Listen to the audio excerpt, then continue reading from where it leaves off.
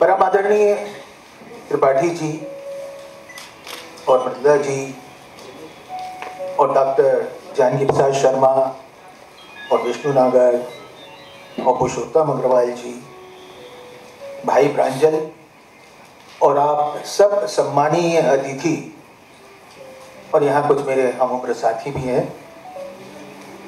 मैं उनका भी आज की इस शाम स्वागत करता हूँ।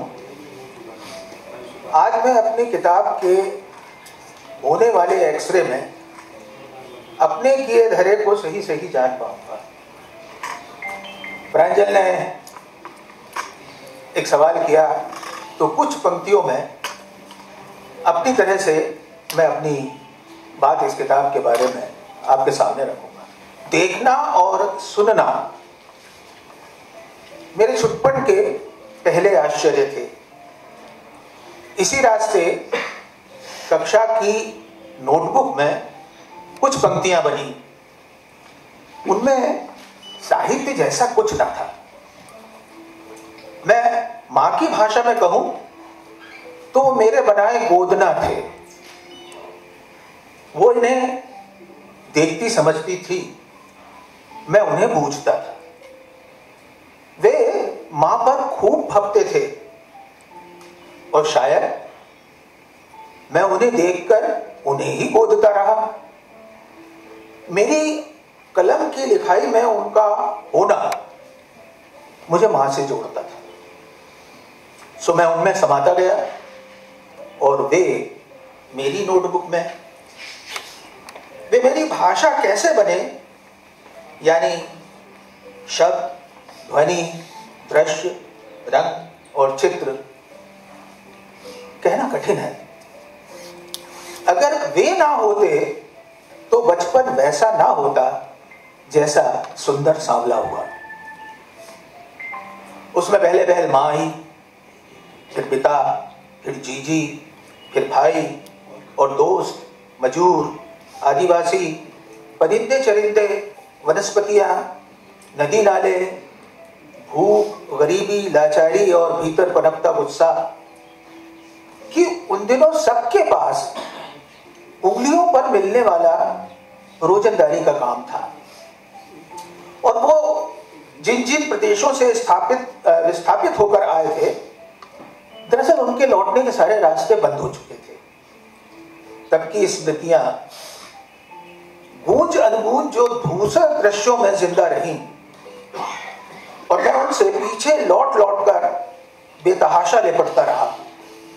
जैसे जीजी और मुन्ना से और अक्का माँ से और जोखे कक्का से और उनसे जिनसे मिलना जीवन को दोबारा जीने जैसा था। जो भूल गया उन्हें आबाद करता बचे कुचे लोगों के साथ।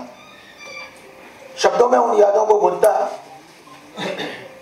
लेकिन लिखते हुए शोक भी शोक की तरह ना था और नफरत भी मैं गंदी गालियों में दर्ज ना कर सका कि फिर सुनते हुए पक्षों का चकित रंग जगत, डरी हुई चिड़ियाओं की बची चहक, चूल्हे की आग जो क्रमशः राख हुई, मजूर किसान की भीगी आंखों के गहरे दुख, विधवा सूखी बहन की आंखों का नमकीन धुआं, चांद की लोरी, धूप की फुकड़ी, नेगे में झड़ते आंसू, दद्दा के बोतल की कुछ अंतिम बूंदें, काली कबरी बिल्ली का रोना इसमें, माँ दद्दा की डोरियों से बंधे टूटे चश्मे और मुंडेर पर कौओं की कर्कश पुकार, कुछ आहट, कुछ खतरे और कुछ अशुभ वाणियां, गिरे हुए लम्हों की भारी किरचन जिसमें जीना दूभर रहा बहुत, लेकिन हंसना बचा हुआ।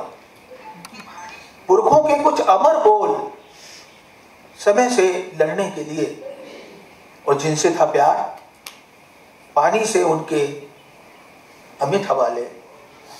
एक किताब के बने अनबने पन्ने इसमें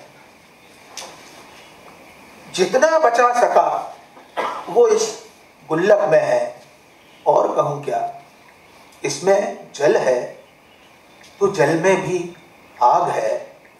बस इतना सा जमा किया और गुल्लक हमसे फूट गई। शुक्रिया।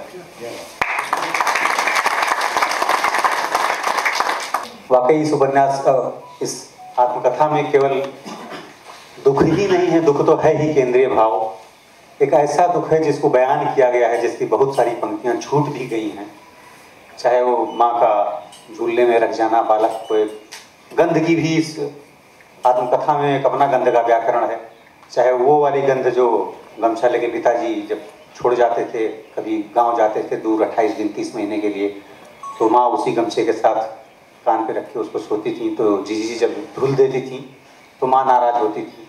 चाहे वो दृश्य हो या स्वयं मंडोई जी के बचपन का दृश्य, जब वो चूड़ियाँ और उनकी साड़ी उस तरीके से जैसे बालक को लोरी सुलाई जाए, उसको भ्रम में रखने का ताकि वो दुलारेपन के कारण चुप रहे। जख्म न हो मैं क्यों कर गाई छाती में दिल खस्तों की, तीरे निगाहे यार जिगर पर लगते हुए पैहम देखे, जब से आँख खुली है, जब से आँख खुली है अपनी दर्दो रंजो गम देखे, इन्हीं दीदाए नम दीदों से क्या क्या हमने सितम देखे। मैं आमंत्रित करता हूँ परम आदरणीय पुरुषोत्तम अग्रवाल सर को, जो 2 शब्द इस रचना पर प्रकाश डालें। आदरणीय पुरुषोत्तम अग्रवाल सर। आदरणीय पाटिल जी, आदरणीय मथुरा जी, नागर जी, शांति प्रसाद जी, मंडलोई जी और संचालन का है प्रांगण। इस पुस्तक का शीर्षक मीर के एक मिसरे से लिया गया है, और जब ये किताब मैंने पहली बार पढ़ी, पुस्तक मेले में आई थी ये किताब, और जब पहली बार मैंने पढ़ी तो मुझे मीर जी का एक और फिर मुझे मीर का याद आया। दिन नींदों सोती है चश्मे गिरिया नाक, मिजगा तो खोल शहर को सैलाब। दिन नींदों सोती है चश्मे गिरिया नाक, मिजगा तो खोल शहर को सैलाब ले गया। तो आंखें अगर खुली हों तो इस समय भी शहर को जिस तरह सैलाब लिए चला जाएगा, उसके प्रति एक संवेदनशीलता के बिना एक लेखक क्या नागरिक का भी जीवन, मनुष्य का भी जीवन संभव नहीं है। आत्मकथा या कोई भी ऐसी रचना, कोई भी रचना लेखक के लिए महत्वपूर्ण है। खास करके आत्मकथा लेखक के लिए अपना एक नॉस्टैल्जिया है, बीते हुए जीवन को दोबारा जीने की कोशिश है। लेकिन वो मेरे लिए क्यों है,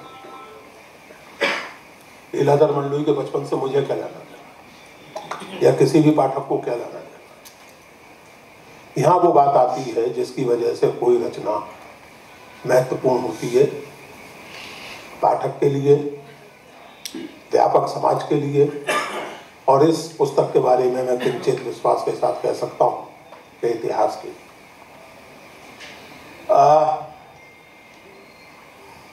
इस पुस्तक में जो सबसे पहले शेर के याद आने के बाद जो दूसरी चीज मुझे व्यक्तिगत रूप से बड़ी महत्वपूर्ण लगी, बहुत सारे ऐसे शब्द जो ग्वालियर में जन्म होने के कारण मैं अपने बचपन और युवावस्था तक सुनता आया था, मैंने नोट किया कि जो मेरी औपचारिक हिंदी थी स्कूल और कॉलेज की, उसके बाद यूनिवर्सिटी की, उसमें वो शब्द मतरूक होते चले गए। मिसाल के तौर पर बजने लगे ये अभिव्यक्तियाँ, यानी मेरी माँ के लिए, मेरे पिता के लिए वो वैसे कोई बहुत बड़े आदमी नहीं है, लेकिन कुछ ऐसा उन्होंने किया है कि जगत चाचा बजते, सारा मोहल्ला में चाचा कहता है, जगत चाचा बजते हैं। मेरे अपने मोहल्ले का सरकारी नाम राजा बागछर की गोट था, लेकिन उसके अपने विचित्र कंपोजिशन के कारण वो चमारों वाली गली बजती। तो ये इस तरह की अभिव्यक्ति, या बहुत दिनों बाद मैंने अंगोछे के लिए स्वापी शब्द फिर से सुनाया। अंगोछा तो आपकी औपचारिक हिंदी में है, बुंदेलखंड या उस इलाके का स्वापी जो है वो लगभग मतरूक। ऐसे अनेक शब्द, कहनावत, ऐसे कई शब्दों ने मेरा ध्यान खींचा। और साहित्य क्या है, अंततः उस शब्दों को स्मृति में सुरक्षित रखने का ही प्रयत्न है, वो चीज़ों को सही शब्द देने का ही प्रयत्न, चीज़ों को सही नाम देने का। इसमें एक अध्याय बहुत ही रोचक है, जिसमें बालक लीलाधर मंडलोई अपने अन्य मित्रों के साथ चिड़ियों के पंखों के रंगों की अलग अलग पहचान, कि कौन सा रंग ये है, कौन सा रंग वो है, कौन सा पंख इस रंग का है, नहीं इस रंग का नहीं है बल्कि इसको ये कहते हैं। शब्द कहने को कहा जाता है कि what is there in a name, गुलाब को कोई भी नाम दो वो एक सा महकेगा। जीवन में ये सच हो सकता है, साहित्य में ऐसा नहीं। साहित्य में गुलाब को दिए गए नाम से अंतर पड़ता है, और यह अंतर इस किताब में जगह जगह बोलता है, क्योंकि लेखक निरंतर जो भी उनके अनुभव हैं उनको सही शब्द देने की और उन शब्दों की खोज किताब में लगातार आपको दिखती है। और शुरू बात करते हैं वो कि इसमें कथक की तत्कार है, इसमें कुछ सिनेमैटिक इमेजेज हैं, कुछ मूविंग इमेजेज हैं। ये सच है, ये केवल कोरा दावा नहीं है। कोई भी लेखक अपनी भूमिका में विभिन्न प्रकार की बातें कर सकता है, सभी करते हैं, लेकिन ये जो दावा है या ये जो एक वादा है पाठक से कि ये चीज़ें इस किताब में हैं, इसमें सचमुच है। और इस किताब में एक बहुत व्यंजक चित्र है खदान का बॉयलर साफ करना, और वो पढ़ते हुए मुझे बारंबार निरंतर कैपिटल का पहला खंड याद आता था। उसमें कार्ल मार्क्स ने उस समय के इंग्लैंड में चाइल्ड लेबर की स्थितियों पर, और ख़ास करके इस तरह के कामों के लिए, क्योंकि चिमनी में एक वयस्क व्यक्ति नहीं उतर सकता, उसमें छोटा बच्चा ही उतर सकता है। और मार्क्स ने ब्रिटिश पार्लियामेंट में पेश की गई रिपोर्ट, उस समय के अखबारों में दिए गए विवरण के आधार पर ऐसा हृदय द्रावक चित्र खींचा है चाइल्ड लेबर का, और उसमें उन्हें ये पर्टिकुलर लेबर जो है, इसमें लगता है कि बहुत विचलित किया था, क्योंकि इस पर उन्होंने काफ़ी विस्तार से लिखा है।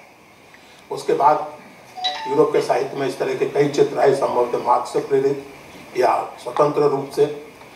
अगर आपकी अनुमति हो तो मैं उसके कुछ हिस्से पढ़ना चाहता हूँ। कि माता पिता स्वयं मजदूर हैं, और जो मित्र हैं उनके भी माता पिता मजदूर ही हैं, लेकिन किसी भी परिवार को ये बात सुहाती नहीं है कि जब स्कूल से छुट्टी है तब बच्चे इतनी कड़ी मेहनत का काम करें। प्रेमचंद की वो कहानी याद आती है, प्रेरणा, जिसमें वो कहते हैं कि गरीब से गरीब आदमी चाहता है कि उसका बच्चा 4 अक्षर पढ़े। श्री कृष्ण चाचा ने कॉलेज के पास खड़े चौकीदार कटवारू से कहा, देखिए सब मेरे लौंडे हैं, इनको काम बता देना, लेकिन साले याद रहे, इनको तकलीफ ना हो। हालांकि उन्होंने साले से आगे कुछ कहा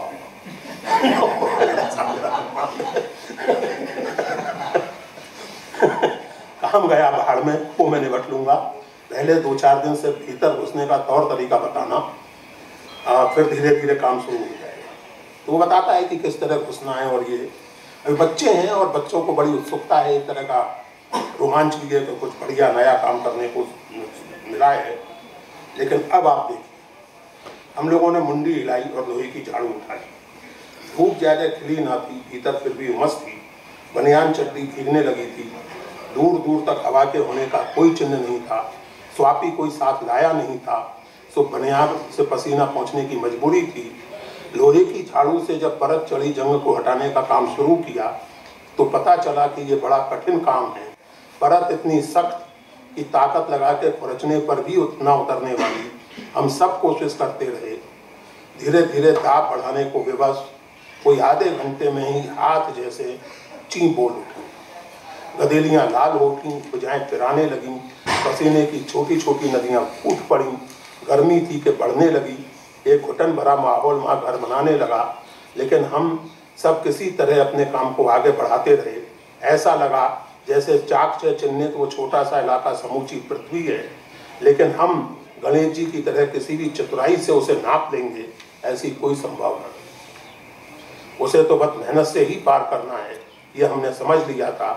और हमारी मेहनत हमारे शरीर से बहती दिख रही थी, पसीने का नमक होठों को छू रहा था। मैं पूरा अध्याय यहाँ पढ़ सकता हूँ, लेकिन मैं जानता हूँ कि आप लोगों के धैर्य की और अन्य वक्ताओं के समय की अपनी मांग है, लेकिन मैं ये ज़रूर आपसे चाहूँगा कि पूरी किताब पढ़ें या ना पढ़ें, लेकिन अध्याय 56 जरूर, क्योंकि ये केवल उस मेहनत का चित्र नहीं है, बल्कि मेहनत से रास्ता बनाने का चित्र। इसी तरह एक और प्रसंग, और जिसको सुनकर के, जिसको पढ़ कर के आज सुबह मैंने मंडलोई जी से कहा कि आज मुझे मालूम पड़ा कि आप इतने अच्छे पकौड़े कैसे बनाते, और वो सचमुच उन प्रसंगों में से है जिनको मैं कह सकता हूँ कि आत्मकथा में बेबाकी की बात बहुत की जाती है, और बेबाकी का अर्थ आमतौर से अपने प्रेम संबंधों के खुले चित्रों से लिया जाता है। बोल्डनेस केवल वहाँ नहीं, बोल्डनेस अपने आप के अंधेरे कोनों को आमने सामने देखने में होती है। एक डिफरेंटली एबल्ड चाइल्ड जिसको कहें, एक भिन्न प्रकार का बालक जो हमारा भाई है और बहुत सुंदर है, इतना सुंदर है कि लगता ही नहीं कि किसी मजनू का बच्चा है। धीरे धीरे बड़ा होता है तो मालूम पड़ता है कि उसका मानसिक विकास अवरुद्ध, और जब बड़ा होता है, युवक होने लगता है, तो उसकी हरकतें एम्बैरेसिंग हो जाती, और उसको शांत रखना, उसको सामान्य रखना, एकाएक जैसे खोज होती है कि पकौड़े उसे बहुत अच्छे लगते हैं, तो उसे पकौड़े खिलाना। तब मैंने इनसे कहा कि आज मैं समझा कि आप इतने स्वादिष्ट पकौड़े कैसे खाते। साथ ही उसके विचित्र व्यवहार पर कभी कभी कुपित होकर उसे पीट देना, फिर माँ के आने के पहले पीटने के या इस तरह के सारे चिन्ह मिटाना, क्योंकि वो बेचारा बोल नहीं सकता, लेकिन माँ है, वो बे बोलेगी, उसकी बात समझ सकती, तो ना समझ जाए कि हम लोगों ने उसे पीटा है। इतना मारने के मित्र हो उसे, और जो मैंने कहा कि फेस करना, मन में उसकी मृत्यु की कामयाबी है। ये बात इतनी बेबाकी से लिखना जरा मुश्किल था, ये मुश्किल काम ही आत्मकथा करती है। ऐसे कई चित्र, ऐसे कई प्रसंग जिनको केवल हल्के से छुआ गया है रज्जो।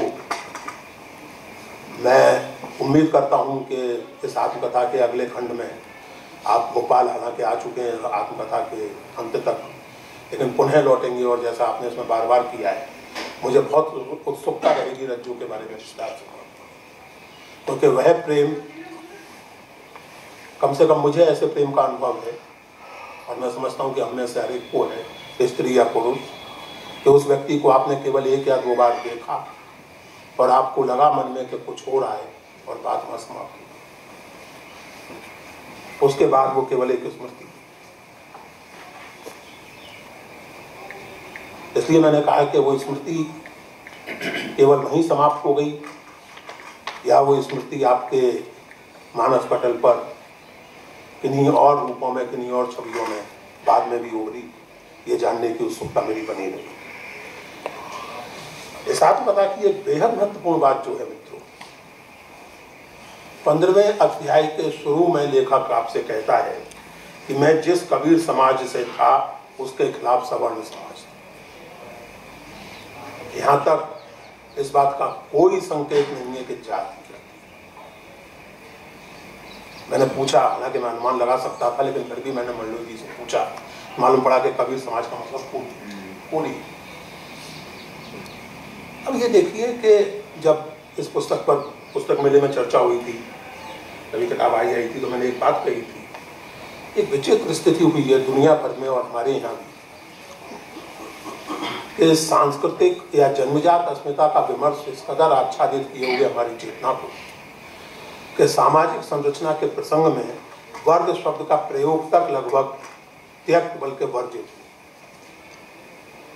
आप कोई भी साहित्यिक राजनीतिक पत्रिका इन दिनों उठाकर देख लें, गंभीर किस्म की या लोकप्रिय किस्म की, आपको वर्ग शब्द खोजने पर भी नहीं।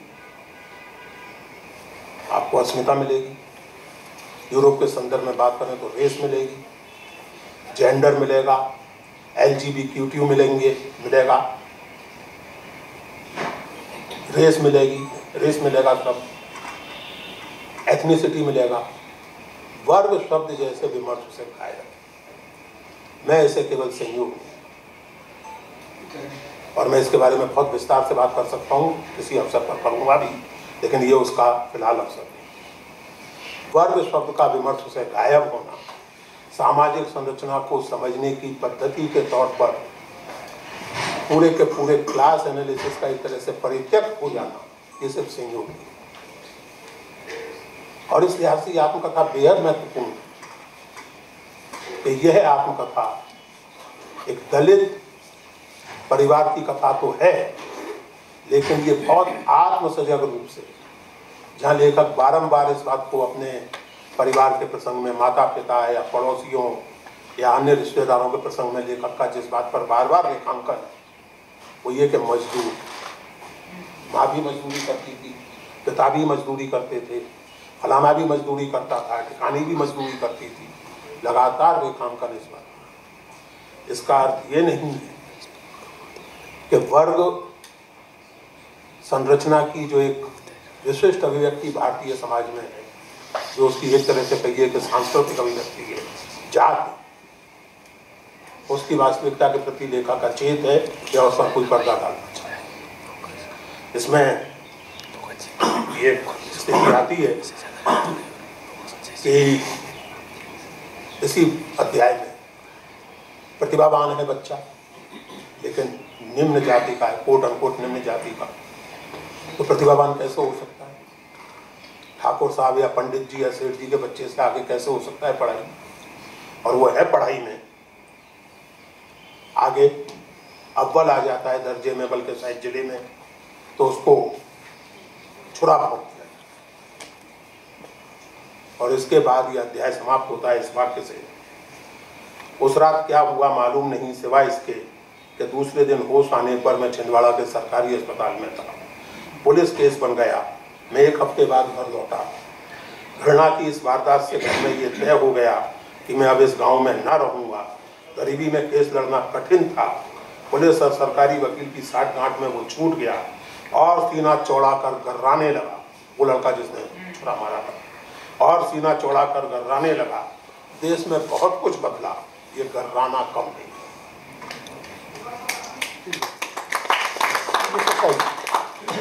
लेकिन ये केवल जाति के स्तर पर सच्चाई नहीं है, ये वर्ग के स्तर पर भी सच्चाई है।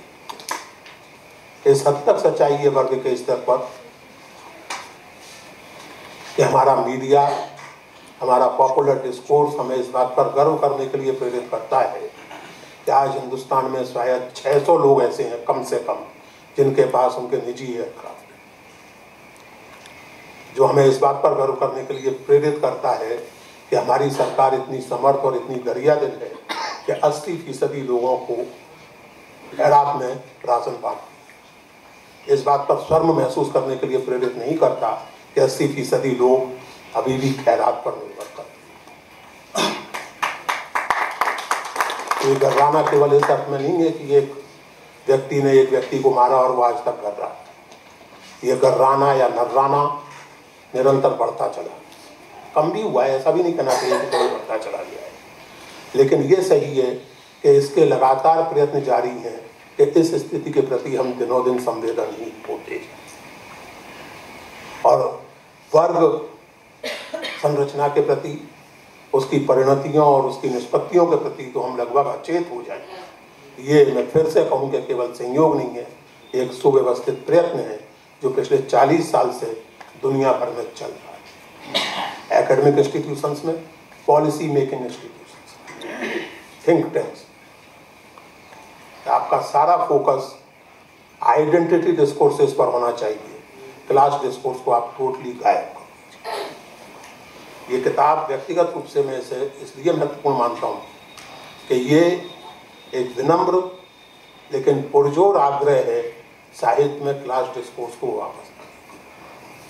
दूसरा, जैसा मैंने आपसे निवेदन किया कि ये बहुत प्रयत्नपूर्वक, बहुत सधाव के साथ, रचाव के साथ, मुझे कोई ताज्जुब नहीं कि कल को कोई मंडलोई जी पर फॉर्मलिस्ट होने का भी आरोप इस अपराध के कारण, लेकिन बहुत सधाव और रचाव के साथ ये सही अभिव्यक्तियों की खोज करने वाली किताब, सही शब्दों की, और एक बहुत जरूरी काम करने वाली, मैं फिर से दोहराऊं, कम से कम मेरे जैसे पाठक के लिए जिन शब्दों को शिष्ट समुदाय ने मेरी स्मृति से लगभग गायब कर दिया है, उन्हें फिर से याद दिलाने।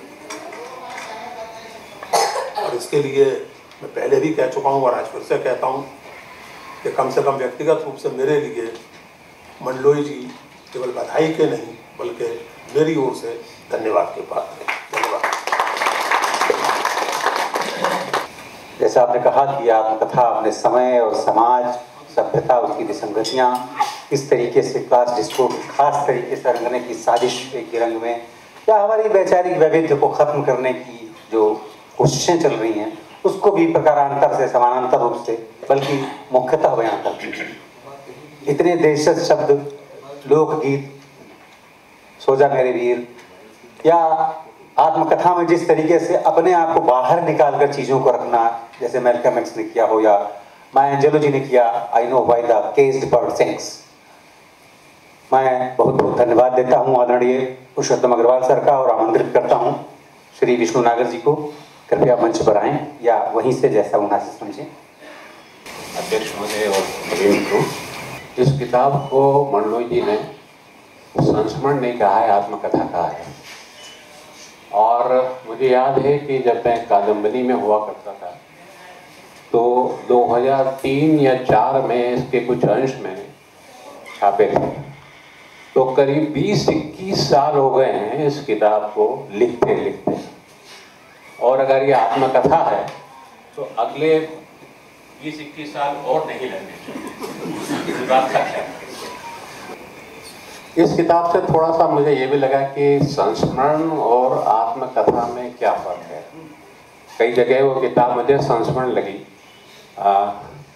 और आत्मकथा अगर ये आत्मकथा है तो इसमें एक नया आयाम ये जोड़ा है कि उन्होंने रूप, रस, गंध के तमाम इतने सारे वर्णन इस किताब में हैं कि किसी और किताब में, किसी और आत्मकथा में, किसी और संस्मरण में आपको इतने सारे रूप कहीं नहीं मिलेंगे।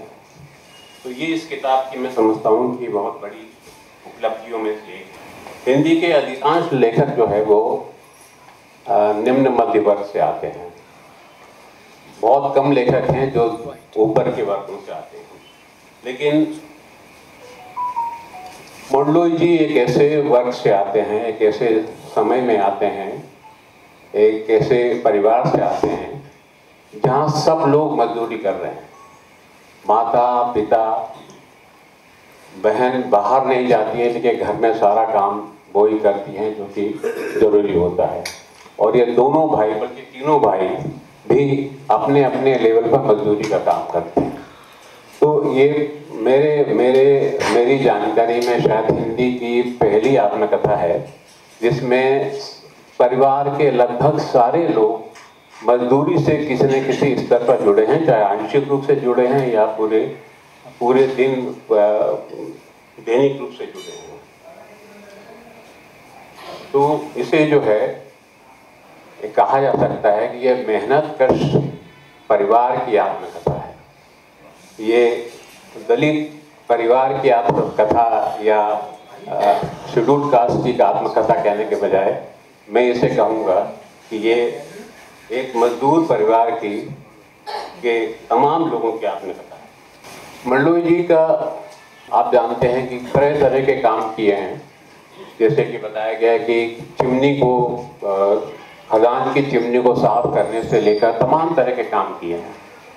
और इसमें इतनी तरह के वर्णन हैं, इतनी तरह के असमानताओं की बातें हैं कि ऐसा लगता है कि मंडलोई जी के पास सचमुच एक अनुभवों की बहुत बड़ी खदान है।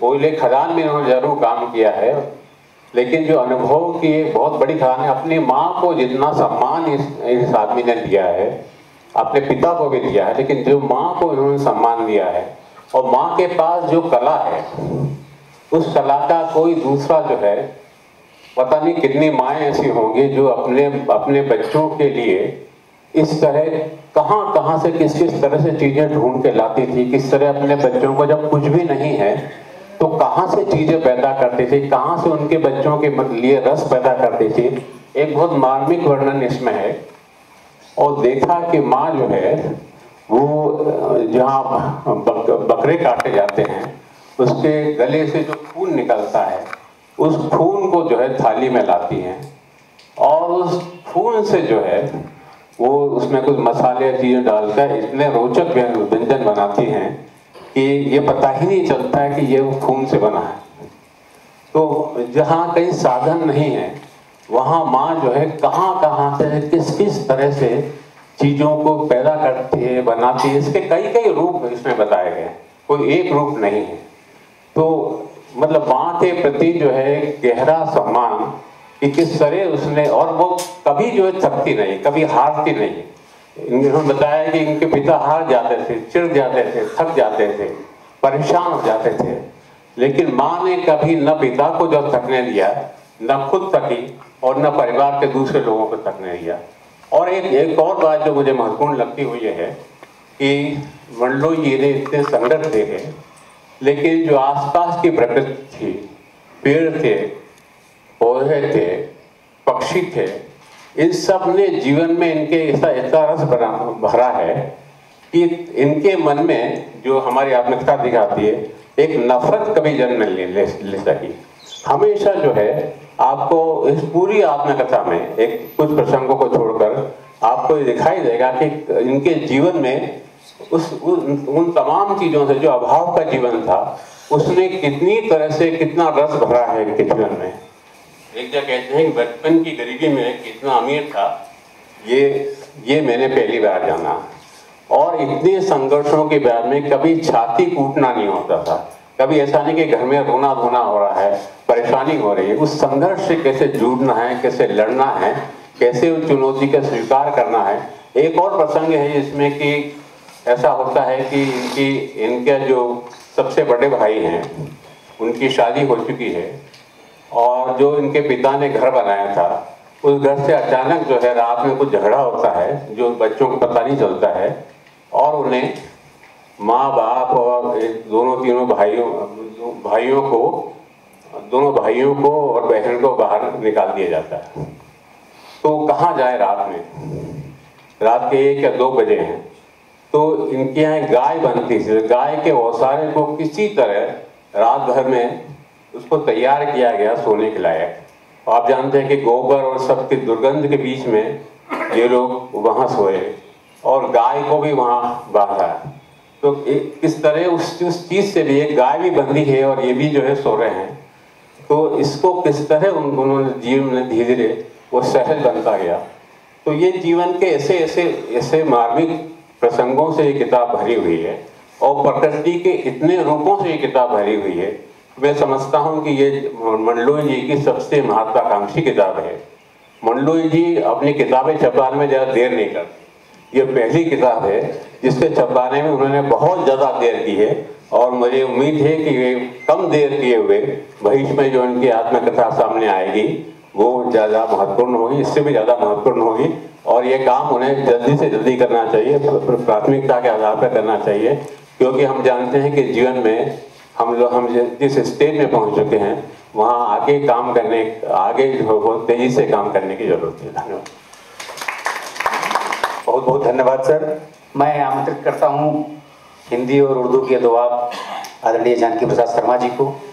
श्रद्धेय त्रिपाठी जी, फारसी का एक बहुत ज़रबुल मसल शेर है। ज़रबुल मसल है ना, कहावत की तरह मशहूर। गाहे गाहे बाज ख्वां ई किस तरह पारी निरा, तादा ख्वाही दाश्तन गर दाग हाय सी निरा। कभी कभी गाए गाए बचपन के पुराने किस्सों को दोहराते रहना चाहिए अगर तुम ये चाहते हो कि अब भी चेतना के स्तर पर जीवित बने रहो। ये किताब मैंने पढ़ी, पुराने किस्सों, ये दो बात कही कि दाग है, दाग का इस्तेमाल फैज को जिन्होंने पढ़ा है वो जानते हैं।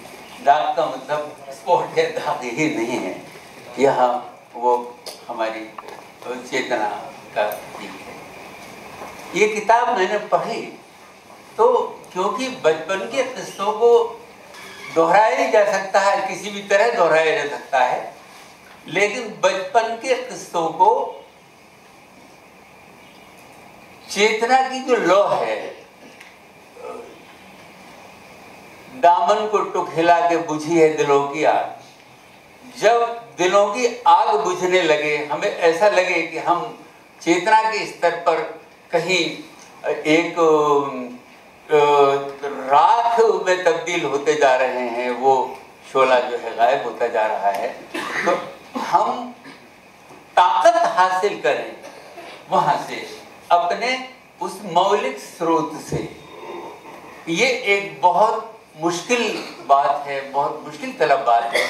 और अगर साहित्य की बात है, अगर कोई रचना की, अगर कला की अगर बात कर रहे हैं, तो कला तो वो तभी होगी जबकि हम स्मृति से शक्ति हासिल करें, हम चेतना के स्तर पर खुद को निरंतर ताज़ा बनाए रखें। जैसा कभी कहा गया, खुद को लगातार ताज़ा बनाए रखें।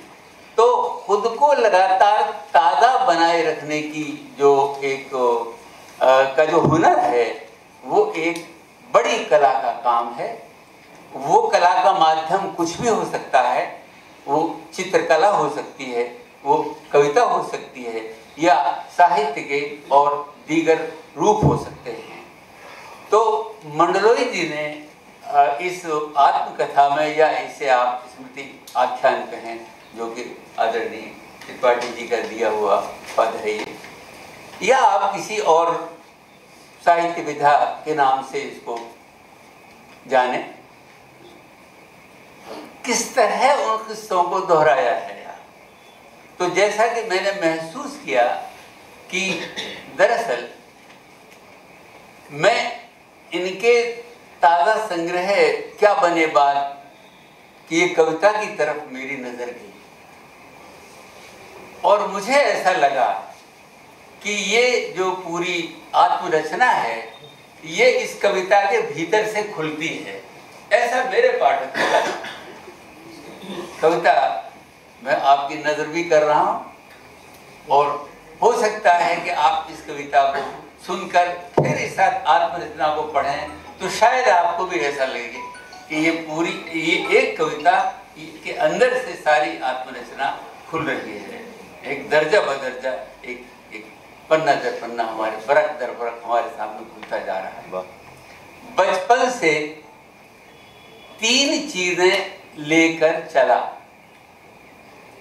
बचपन से 3 चीजें लेकर चला, खदान से अपने हाथ कोयले का खोदा टुकड़ा, हाथ में तितलियों का छूट गया रंग, मां के कपड़ों में छूट गई गंध।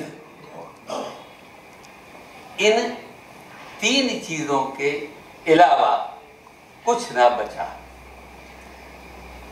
तो इस मुख्तसर कविता में जो, जैसा कि मैंने इशारा किया, संकेत किया कि खदान से अपने हाथ कोयले का खोदा टुकड़ा, इस आत्मरचना को आप पढ़ेंगे तो आप ये देखेंगे कि बहुत से संदर्भ, ये जो पहली बात है, इसके इर्द गिर्द आप पाएंगे। वो बच्चा लीलाधर मंडलोई जो बॉयलर नंबर 3 की वॉशिंग कर रहा है, वहां से लेकर वो जो कोयले के टुकड़ों को यहाँ से वहां पहुंचा रहा है, वो बच्चा, और धीरे धीरे जो उसकी मनुष्यता का जो विस्तार होता है, उसका विकास होता है पूरी खदानों के आसपास। लीलाधर मंडलोई की कविता, जो पुस्तक आप पढ़ें, तितली, हाथ में तितलियों का छूट गया रंग।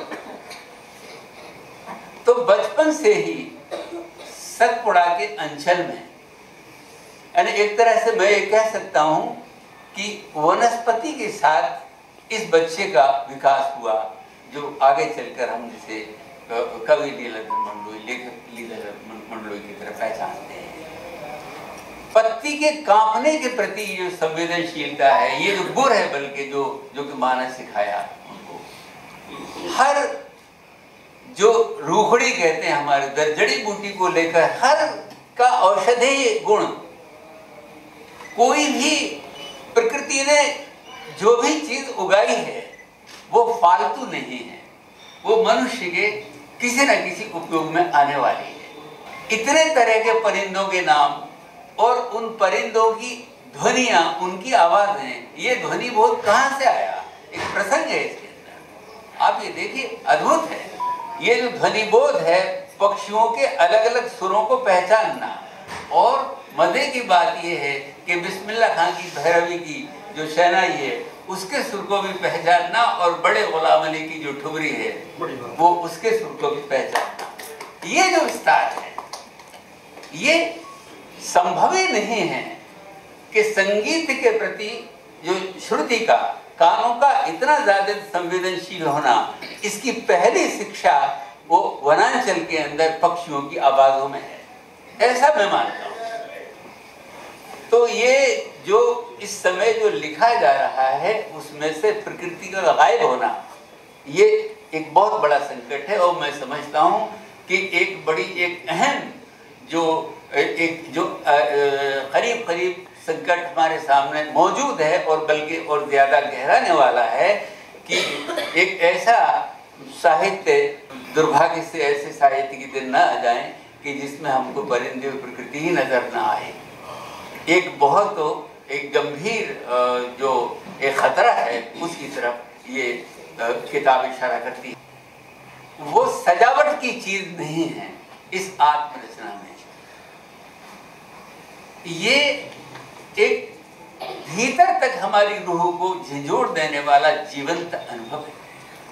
मंडलोई जी की ही एक कविता है, बहुत छोटी सी कविता है कि मेरे लिखे में अगर सबका दुख नहीं है तो मेरे लिखे को आग लगे। मैंने महसूस किया कि जो इसमें चित्र आते हैं सर्वहारा के जीवन के, जो गुर्बत के चित्र आते हैं, वे सिर्फ उन तक सीमित नहीं रहते, वो हमारे दुख भी बनते हैं। उनमें कहीं हम खुद को देखते हैं और वे कहीं हमारे मनुष्य को और अधिक बड़ा करते हैं, उसे एक विस्तार देते हैं।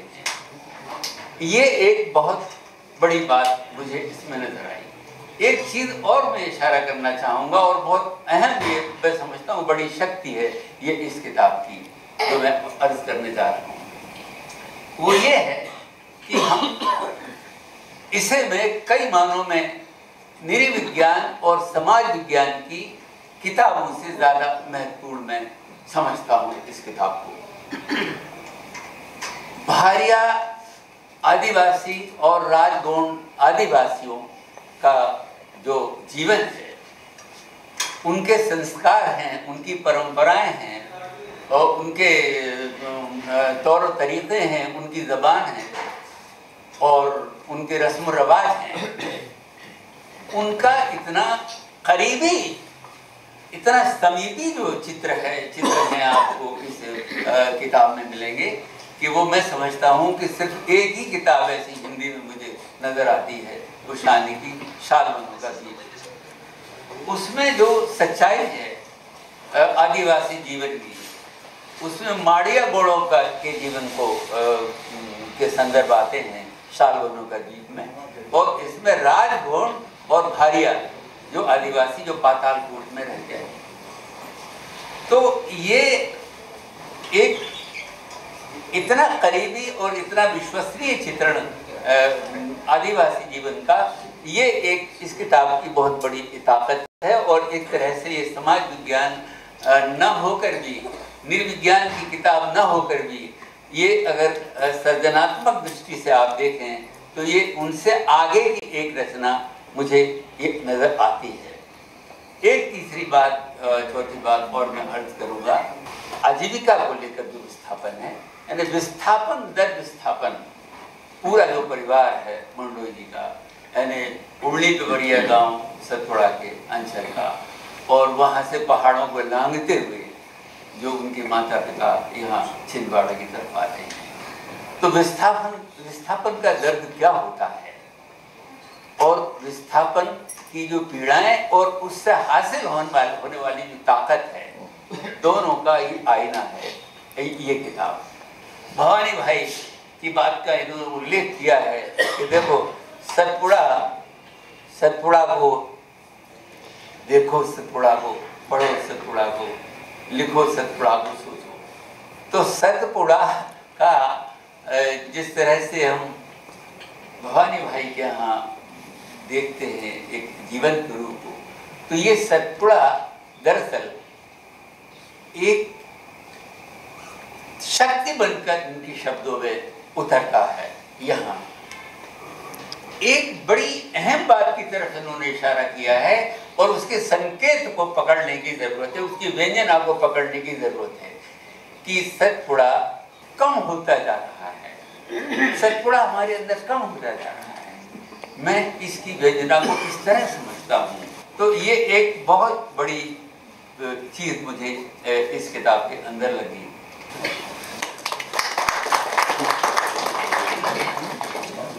बहुत बहुत धन्यवाद सर। अब आज की मुख्य अतिथि हमारी परमादरणीय मुरलाधर सर साहिबा, आपकी कृपया आएं और या वहीं से जैसा आप चाहें अपने आशीर्वचन दें। आदरणीय त्रिपाठी जी और दोस्तों, अपनी आदत के खिलाफ मैंने इस किताब को पढ़ने के बाद जो मैं बोलना चाहती थी वो लिख लिया। ऐसा मैं अमूमन करती नहीं हूँ। ये मैंने इसलिए किया क्योंकि इस किताब ने इतने आयाम मेरे सामने खोले साहित्य के, कला के और जीवन के, कि मुझे लगा कि संगति बिठलाए रखने के लिए बेहतर होगा कि मैं लिखूँ। कि भटकूंगी तो मैं ज़रूर, मगर इतना भी ना भटकूँ कि आप लोगों को पता ही न लगे कि कहाँ से कहाँ पहुँच गए। इसलिए मैंने लिख लिया।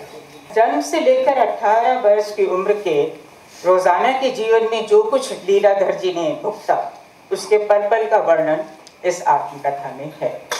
और ये आत्मकथा का पहला भाग है। जाहिर है 18 से लेकर अब तक की उम्र का रफ्ता रफ्ता वो लिखते रहेंगे। खदान में काम करने वाले माँ बाप की संतान की तरह और फिर 8 साल की उम्र में खुद बतौर बाल श्रमिक जो उन्होंने झेला और खेला, वो यहाँ आप सब लोगों में से शायद ही किसी ने अनुभव किया हो। मैंने तो किया नहीं, आपने भी नहीं किया होगा। मैं ये खेला शब्द जानबूझकर इस्तेमाल कर रही हूँ। आप पूछ सकते हैं कि आग जैसे तपते पिंजरे या चूहेदानी जैसी डोली में तपती दीवारों को छोटी सी हथौड़ी से खुरचते हुए खदान के अंधेरे में ऊपर नीचे जाने में झेलना तो भयानक है, पर खेलना कहाँ से आ गया? वही तो लीला है लीलाधर की। छाले पड़े हाथों और काले चकत्तों से लैस शरीर की घायल हथेली पर मात्र 1-2 आना, ये हद से हद अठन्नी की छुअन से खुशी महसूस करना, उसे क्या कहेंगे? जीवट, जिजीविषा या खेला? एक बात याद रखने योग्य है कि तमाम विषाक्त स्थितियों के बीच बाल लीलाधर सतपुड़ा के उस घने जंगल में घूमा जिसकी आज हम सिर्फ कल्पना कर सकते हैं। पेड़ों से तोड़कर तरह तरह के जंगली फल खाए, उस तृप्ति को जीवन के बंधन मुक्त खेला के अलावा क्या कहेंगे? यही नहीं, गरीबी की हद से नीचे जीने वाला पिता सुरैया का मुरीद था, भाई नरगिस का और खुद बाल लीलाधर राज कपूर का। ये कैसे हुए? बस 2-4 फिल्में देखकर, जो उन दिनों जो एक घुमंतू पर्दा हुआ करता था, प्रोजेक्टर लेके जो गांव-गांव जाकर खुले में दिखाया करते थे सिनेमा। पता नहीं किसी ने, आप लोगों ने देखा है कि नहीं, मैंने तो देखा है। उन फिल्मों की बिना पर ये थोड़ी सी फिल्में देखकर वो सुरैया के मुरीद हुए। हालांकि इनकी माँ बार बार कहती थी कि तुम्हारी सुरैया तो मैं ही हूँ। तो ये हुआ ना जीवन या जीवट का खेला। हर अनुभूति को लेखक ने ऐसी भावपूर्ण भाषा में बयान किया है तो निजी अनुभव से ऊपर उठकर सार्वभौमिक और सर्वकालिक अनुभूति बन गई है। मुझे याद आया विभूति भूषण बंदोपाध्याय का पाथेर पांचाली। उसको पढ़ने के बरसों बाद तक एक वाक्य मेरे मन में अटका रहा था। जब दुर्गा की पहल पर अप्पू जंगल जलेबी खाता है तो उसके मुंह से स्वतः निकलता है, ये तो कड़वी है। तब जो दुर्गा कहती है वो उनकी ही नहीं, हम सब की जिंदगी का सार है। खा ले, सारी की सारी मीठी कैसे होगी? कुछ तो कड़वी होगी ना? कुछ नहीं, बहुत सी कड़वी होगी। इस पुस्तक की खासियत ये है कि उस असीमित कड़वाहट में मिठास ढूंढकर यूं परोसती है कि कड़वे को भूले बगैर पाठक उसकी मिठास से खेल पाता है। अहम बात यह है, कड़वे को भूले बगैर, यही उसका आला तत्व है, सार है। लीलाधर यथार्थ को कल्पना या वांछा की चाशनी में तर करके नहीं परोसते, बस यथार्थ के भीतर के यथार्थ गुत्थम गुत्था रहते हैं, जिन्हें वे न नकारते हैं न आपकी आंख में उंगली डालकर दिखलाते हैं। ठीक जंगल जलेबी की तरह, दुर्गा की तरह आप समझ गए तो ठीक, ना समझे तो अनाड़ी हैं। उसमें जो लीला है, खेला है, उसके रस के क्या कहने। खून से बनी सब्जी धुर शाकाहारी के मन में भी जुगुप्सा नहीं उगाती, बल्कि जीभ पर एक अनोखा स्वाद अपना आधिपत्य जमा लेता है। माँ रसोईदारिन क्या पूरी मास्टर शेफ है। हवा से सुगंध चुराकर पुदीने, आजवाइन के पत्ते, निबोरी, अमरूद, बेर से मेल बिठला आला व्यंजन बना देती है। पर सितारा खाने वाला बेचारा महरूम महसूस करने लगता है। अब बार बार नहीं कहूंगी कि खेला नहीं तो क्या है। दोहराव से डरना चाहिए, लेखकों को बतलाया जाता है, हमने भी सीखा है। पर क्या करें, कभी कभी दोहराव खूब ही आनंद देता है। वाकई उस स्वाद को चखने के लिए आपको किताब पढ़नी पड़ेगी। मेरे कहे से विशेष पल्ले नहीं पड़ेगा, फिर भी कोशिश करना इंसान का कर्तव्य है। तो ये सुनिए, वहाँ पे प्यार के इजहार का मतलब हीरे मोती देना नहीं, स्नान घर बनाना है। नाम सपन्ना, सपना भी यथार्थ भी। 3 तरफ से लैंडी की शाखाओं से घिरा, चौथी तरफ टाट का पत्ता, अंदर तुरई के खोल से बना बूचा जिससे रगड़कर त्वचा साफ की जाती है। असल में तुरई और लौकी से ये बनाए जाते थे। मैंने तो खूब इस्तेमाल किए हैं बचपन में। मालूम नहीं आप लोग मुझसे कम उम्र के हैं तो आपने बचपन में इस्तेमाल किए हैं या नहीं किए हैं। तो अंदर तुरई के खोल से बना बूचा जिससे रगड़कर त्वचा साफ की जाती, उस पर छिड़का जाता सोडा या सस्ता साबुन। स्नान करती स्त्री भीतर लोकगीत गाती हुई ऐसा दृश्य पैदा करती जैसे फिल्म हो। तभी ना कहती थी पिता से, तुम्हारी सुरैया तो माई थी। एक जरूरी बात और कहनी है। हमने अपने समाज को 2 वर्गों में बांट रखा है। वैसे तो अनेक वर्गों में बांट रखा है, मगर ये बचपन के वर्ग हैं। एक वो वर्ग जिसे पढ़ने लिखने की सब सुविधाएं प्राप्त हैं, पर वे पढ़ने से कतराते हैं। उनके लिए माँ बाप तरह तरह के प्रलोभन देते हैं, ट्यूशन आदि लगवाते हैं। और दूसरा वो गरीब तबका है जिसके लिए नामचारे के स्कूल हैं और नामचारे की पढ़ाई। वहाँ भी मजदूरों के बच्चे बोरे पर बैठते हैं और किताब कॉपी ना खरीद पाने की वजह से मार खाते हैं। अपने अनुभव से लीलाधर जी बतलाते हैं, उनमें और उनके साथियों में पढ़ाई करने की इतनी अदम्य लालसा थी कि वे पिटाई के बारे में घर वालों को नहीं बतलाते थे, कि इस डर से कि कहीं पढ़ाई छुड़वा ना दी जाए। स्कूल में पिटाई और पिटाई से भी भयावह मार जैसी खदान का काम करते ये बच्चे पढ़ते और उनमें से कुछ उनसे आगे निकल जाते जिन्हें सब सुविधाएं प्राप्त थी। ये अलग बात है जिसको पढ़कर पुरुषोत्तम ने सुनाया कि इस सिलसिले में जो मेधावी बच्चा था उसकी खूब जबरदस्त पिटाई हुई। तो कुछ ही मेधावी बच्चे ऐसे आगे निकलते थे। इस प्रसंग को जिस निरपेक्ष भाव से लिखा गया है उसने लेखक को मेरी नजर में बहुत ऊपर उठा दिया। तो जैसा मैंने शुरू में कहा था, इस किताब की खास बात मेरे लिए ये रही कि ये जीवन, साहित्य और कला के अनगिनत आयाम खुलती गई। कभी कभी तो एक ही पंक्ति मन में पूरा कथानक गढ़ देती थी या पैदा कर देती थी या मैं उसकी कल्पना कर लेती थी। एक ही बात है सब। मानसिक रूप से विकलांग छोटे भाई का जिक्र आता है जो मेरे लिए कुछ निजी सा था। बहुत सारी बातें उसके बारे में पुरुषोत्तम जी ने भी बताई। जो मुझे याद रही वो थी उसकी चमकीली आंखों का भाव को मुझे रहा। जब पढ़ाई करने के लिए लीलाधर जी घर से निष्कासित होते हैं, विस्थापित होते हैं, तो बार बार जो देर तक, बहुत दूर तक उनको याद रहता है वो उस छोटे भाई की, जिसकी पिटाई विटाई भी कर चुके हैं, जिसको प्यार भी वो बहुत करते हैं, उसकी चमकदार आँखें। वो उनका पीछा करती जाती है, उसकी चमकदार आँखें। और मुझे क्या याद आया, मुझे उससे याद आई एल ग्रेको की बनाई जीसस क्राइस्ट की पेंटिंग्स, जो टोलेडो शहर में, स्पेन के प्राचीन टोलेडो शहर के कैथीड्रल में लगी हैं।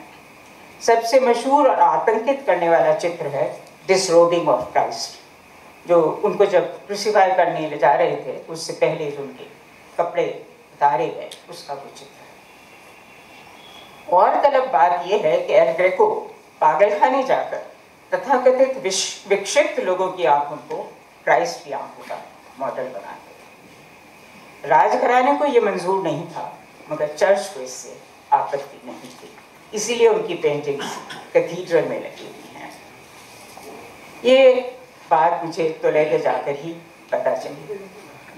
वो इसलिए बनाते थे क्योंकि वो कहते थे या सोचते थे, बाकी लोगों ने कह दिया कि उनकी पागलों की आंखों में उनको वही रूहानी कशिश दिखती थी जो क्राइस्ट की आंखों में थी। टोलेडो एक प्राचीन शहर है जिसे एक एंटीक की तरह रखा गया है।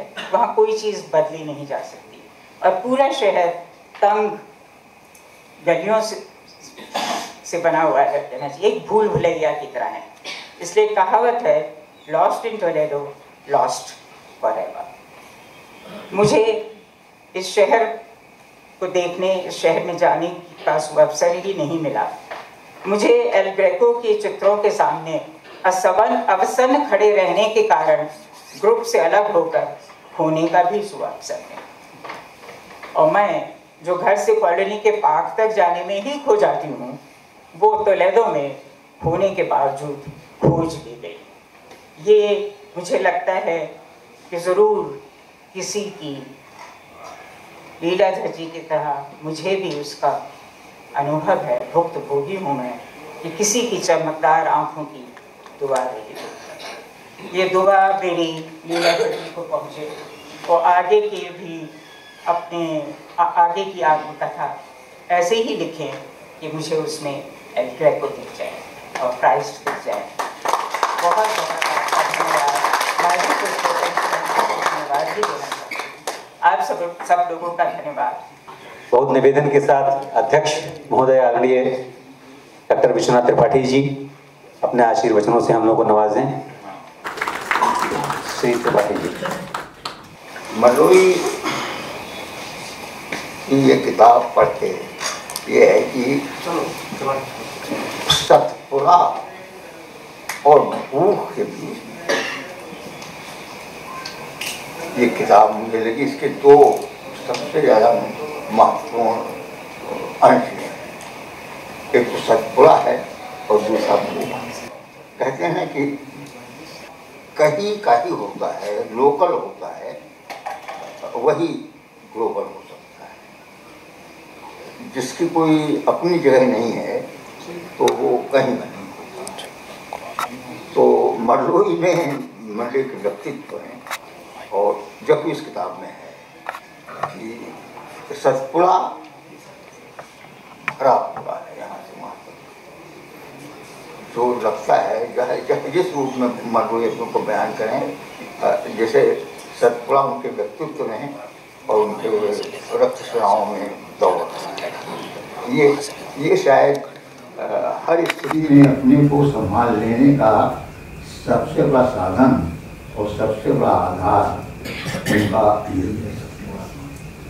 और सतपुड़ा पढ़ते हुए कोई भी तो दीक्षित पाठक होगा साहित्य हिंदी साहित्य का कविता का उनको भवानी प्रसाद मिश्र के सतपुड़ा कविता जरूर। और जब सतपुड़ा कहा जाता है तो ये नहीं, उसके एक एक वनस्पति की पहचान और एक एक वनस्पति की ऐसी पहचान जैसे वो कोई व्यक्ति है, जैसे उसकी आत्मीयता हो, कोई खास आत्मीयता हो। मैंने पहले आम मैंने बहुत खाए हैं लेकिन मैं जंगली आम नहीं जानता था।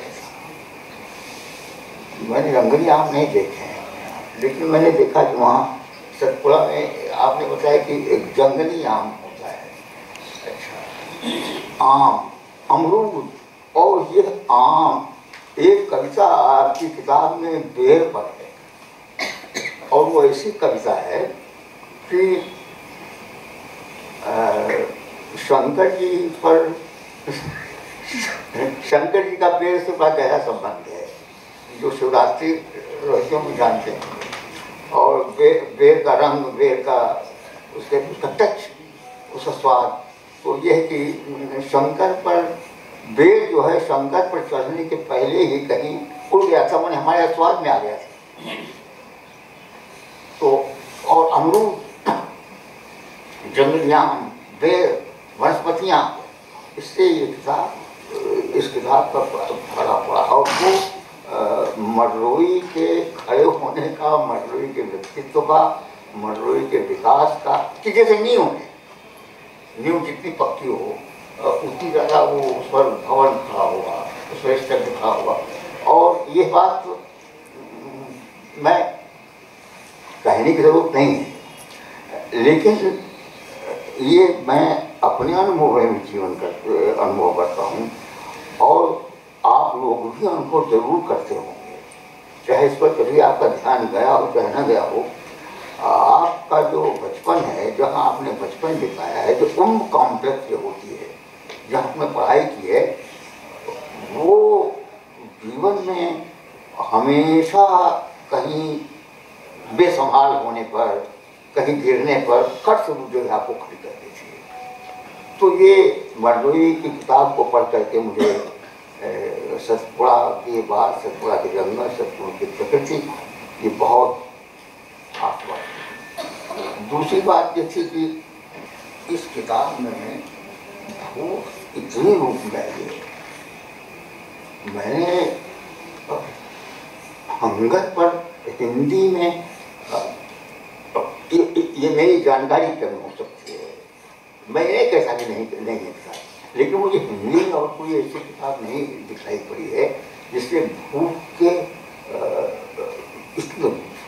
देखिए, एक तो होता है शब्द और एक होता है अर्थ। तो जब आप कोई शब्द बोल रहे हैं तो वो शब्द बोलना न पड़े तो उसका अर्थ है, उसका जो भाव।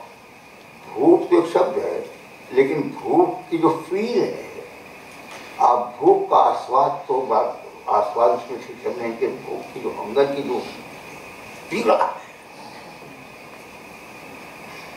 वो इस किताब के अंत में एक चैप्टर है, मेरा ख्याल 244 पेज है, 245 पेज है। उस पेज पर इस किताब में भूख का जैसा बयान है। दो मित्र होते हैं और वो भूख सह रहे होते हैं दोनों। मैंने देखिए सारी बातों की बात आप जानते हैं, उपनिषद हमारे यहाँ प्रश्न क्या है ना, प्रश्नों से शुरू होता है ना। और पहला जो शब्द है, पहला जो शब्द बंद है उसमें अन्नम ब्रह्म, अन्नम ब्रह्म। मुझे इस किताब में बहुत कि मडरोई चाहे सतपुड़ा हो चाहे मडरोई के सबसे बड़ी, मडरोई अपनी जड़ों से जुड़े हैं और जब तक जुड़े हैं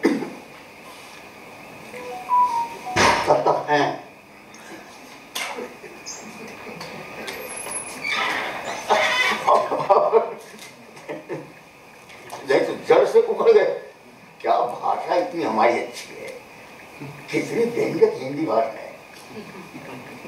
जब तक जड़ों से है नहीं तो जड़ से। तो ये बात हुई। और भूख के इतने रूप मैंने नहीं देखे, मैं बहुत प्रभावित हुआ इस किताब के भूख के जितने रूप आए और जो अंतिम अंश है उससे मैं बहुत हुआ। मुझे थोड़ा बहुत मजा भी रहा है भूख से।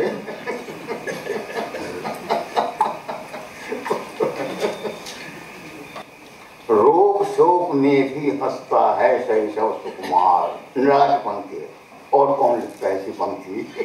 रोग शोक में भी हंसता है शैशव सुकुमार। इस भूख में भी जो तड़प तो है, लेकिन इस तड़प में भी जो ख्यालात दिमाग में आते हैं, जो बातें दिमाग में आती हैं, हर एक पेट दिमाग में बातें नहीं आती। जो कमी में जो भरपूरपन होता है व्यक्तित्व में, वो पूरा होने पर नहीं। तो ये इस किताब में मुझे ये लगा कि जो व्यक्तित्व जो अभाव है, वो चाहे किस चीज का, उस अभाव में बहुत भरा है इस किताब। ज़्यादा नहीं बोलूँगा, इतना बढ़िया बोल चुके हैं आप लोग की ज़्यादा गुंजाइश नहीं। इसमें एक पात्र है, कई पात्र हैं, ऐसे एक उसमें पात्र है राजू, गजब के पात्र, गजब के पात्र, रियल पात्र नहीं है। वो वही हो सकती थी, वो उसी रूप में हो सकती थी। लड़की है, आप पैंट पहने है, निरक्षर है, मजदूरी करते हैं ना। आप अपने मन का कोई अच्छा पेंटर होता या कोई अच्छी हमारा थिएटर बड़ा समझ होता। तो ऐसी एक लड़की है जो मजदूरी करती है, आप पैंट पहन करके मजदूरी करती है, और उसके साथ मजदूरी साहब ने आटे का स्वाद दिया है। वो आटा पिसाने जाती है ना, और जो वो आटा पिसाने जाती है, तो अब क्या करे बेचारी, आटा पिसाने जाती है तो मन ललचाता है, तो उस आटे की गंध है, कभी चुपके से आटा खा लेते हैं। और मटरोई साहब ने उसके साथ बैठ करके दोनों चुपचाप आटा उसमें चुरा चुरा के खाते हैं। ये बेबाकपन है, और वो कैरेक्टर इतनी रियल कैरेक्टर है। आपने कभी आटा खाया नहीं किसी के साथ? नहीं आपने खाया है? नहीं, आटा नहीं आटा खाया, लेकिन एक बार जरूर है जो आपने कह रहा हूँ, पीसी हुई आटी गंध जरूर है।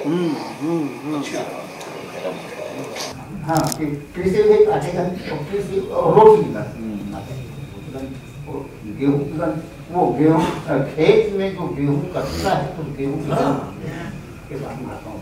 मगर लड़की के साथ खाने में आनंद अलग है। अब इससे ज्यादा मैं आपसे कुछ नहीं कर सकता।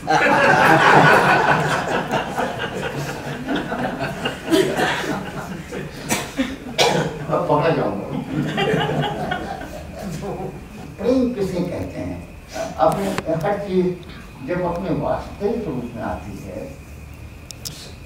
वास्तविक मन सहज रूप में जैसा होता है वैसे जब रूप में आती है, वो कितनी सुंदर होती है। जो सहज, हमारे गुरु कहा करते थे, हमारे पंडित जी द्विवेदी जी, जो सहज नहीं है वो सुंदर नहीं हो पाएगा।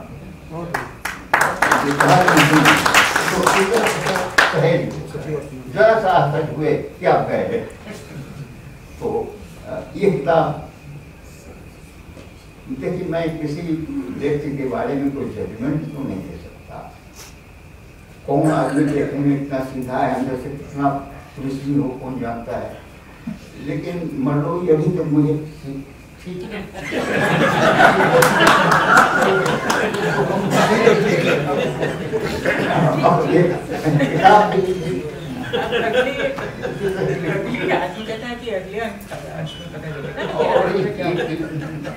प्रेम शब्द उस राजों से मिलने में जो प्रेम शब्द है, वो जैसा होता है उस रूप में होता है। ये इनके पिताजी, उनके पैरों में चांदियां, तो चांदियां माने जिसको हमारे बेवाई कहते हैं ना, मेरा ख्याल वही है, जाके पैर न फटे बेवाई, वो बेवाई हो गई, मतलब इनको नोट चांदियां का है।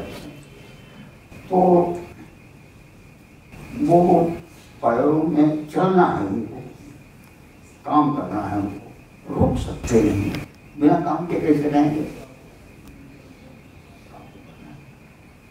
जो आदमी रोज वहाँ खोद के पानी पीता है, हमारे माहौल है ना, वहाँ खोद के पानी पीता है, उसको काम करना है, चाहे जो कुछ हो काम करना है उसे। तो जिसे नहीं जाना वो नहीं जानता कि महुआ इस काम में जा सकता है।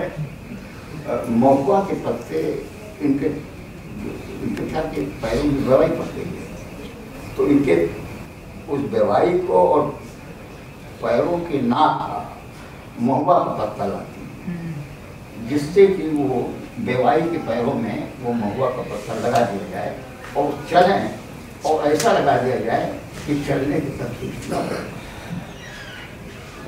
अजीब वहाँ है। और एक पठनीय किताब इसलिए पढ़ते ही है कि हम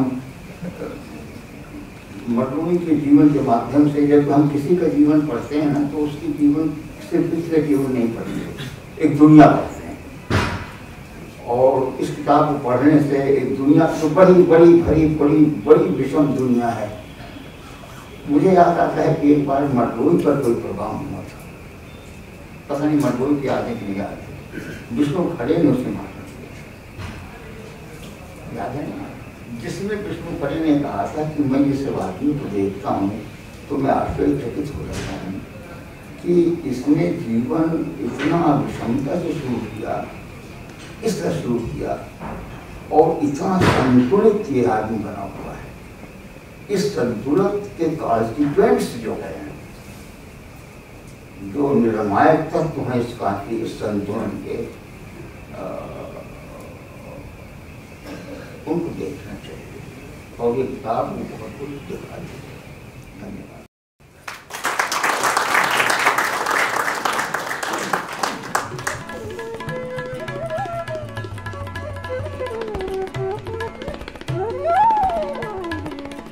Thank you.